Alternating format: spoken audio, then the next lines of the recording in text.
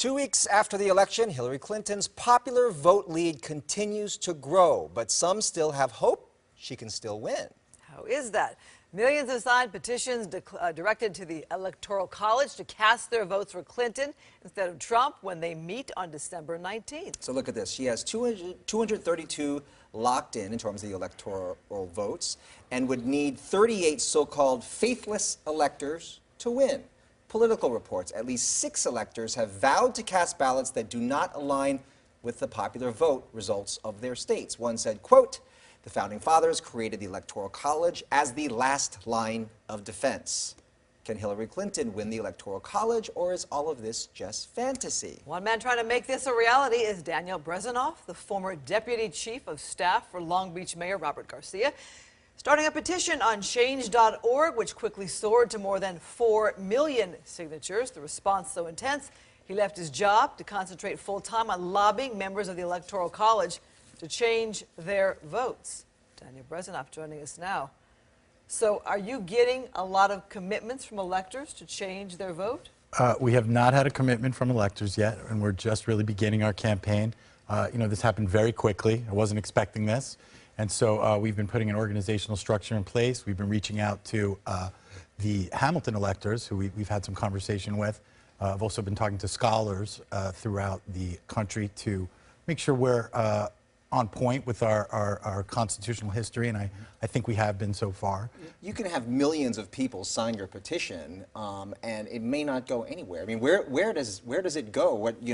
By people signing the petition, who does it go to? Does it go to the individual electors? I mean, how much pressure or weight does this really have? Yeah, I don't know whether it matters whether the petition lands on their desk. They're aware this is happening. We are going to make an attempt to deliver the petitions in person, but I think the idea is to generate a national discussion about this. And after December 19th, I think this discussion has to continue, because I don't think most Americans realize when a person in Vermont or Wyoming votes in the presidential election, they get 2.5 extra votes tacked on to every vote that they cast. So that a vote in Wyoming is about 3.8 times more powerful than a vote in California.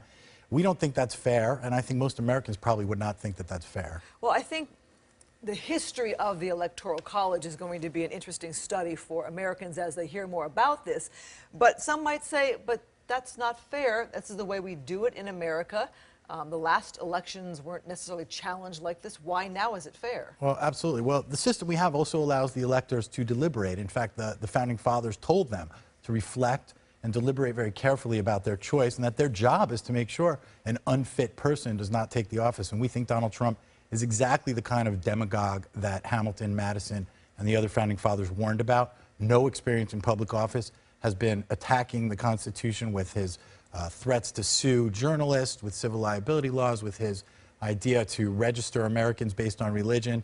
And we think the electors ought to consider very carefully their constitutional mandate to keep an unfit ruler out of the White House. But on the other side, those who support the Electoral College and say this is the way the founders were smart when they created this, because they didn't want to have all of the weight given to all of these states and all of the power given to New York and California. You gave other people whose voices may not be heard, a chance to decide the election here. And so this is the way the Constitution was built. This is the way it was done from the beginning.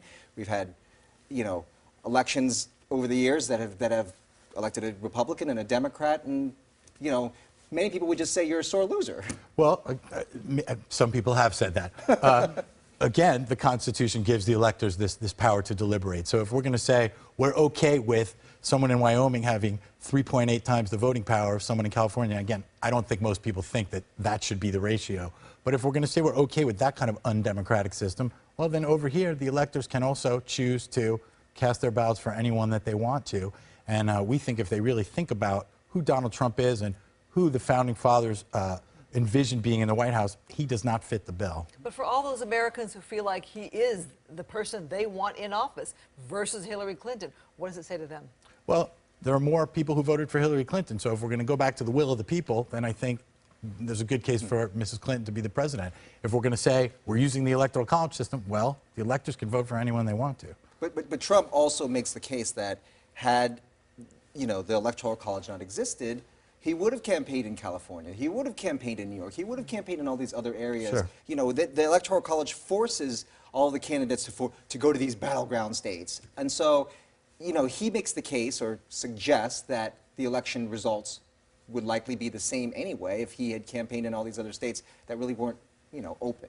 Well, I would say two things about that. I mean, a strategic decision by a campaign does not change the Constitution. The electors still have the mandate to deliberate carefully. The other thing I would say is I think it's pretty clear that he would have lost badly in a national popular vote. Mrs. Clinton's base is in the big cities.